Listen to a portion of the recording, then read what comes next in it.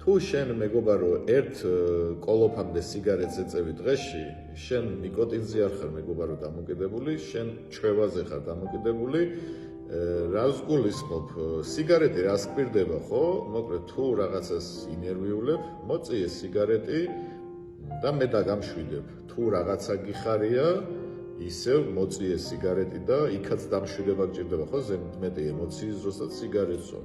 თუ ყავას გაიკეთებ, მოწიე სიგარეტი, ყავა ბევრად გემრიელი იქნება. მოკლედ, ტვინმა აღიქვა სიგარეტი ინსტრუმენტად, რომელიც მას ანიჭებს სიამოვნებას, აძლევს დოფამინს.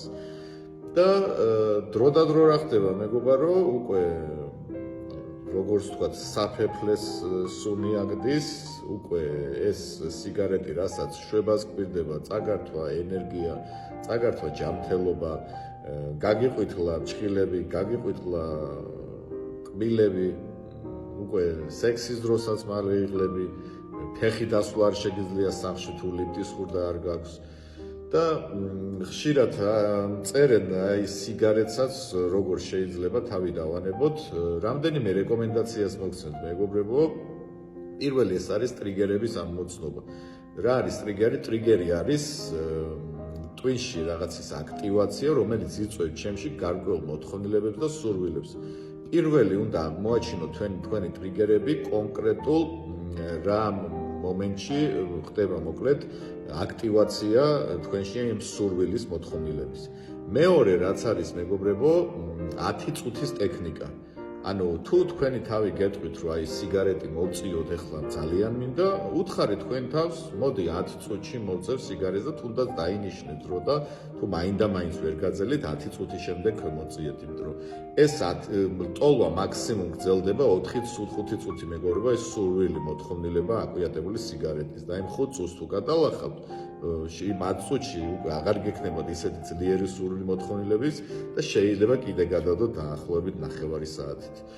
მესამე მეგობრებო, რაც არის ჩანაცვლების ტექნიკა. აი მაგალითად ამ წუთას გინდათ სიგარეტი. ჩაანაცვლეთ სხვა რაღაცით, არ ვიცი, საღეჭირი რეზინი დაღეჭეთ, წყალი დალიეთ, ფეხი გაისეინეთ, იმ წუთას ვინმეს დაურეკეთ, დაელაპარაკეთ. მოკლედ ყურადღების გადატანა და ჩანაცვლება ყოველი მოთხოვნილების დროს, როდესაც მოგთხოვთ ორგანიზმი რა თქვენი აზრები გთხოვთ სიგარეტს, იმ მომენტში ჩაანაცვლეთ რაღაც.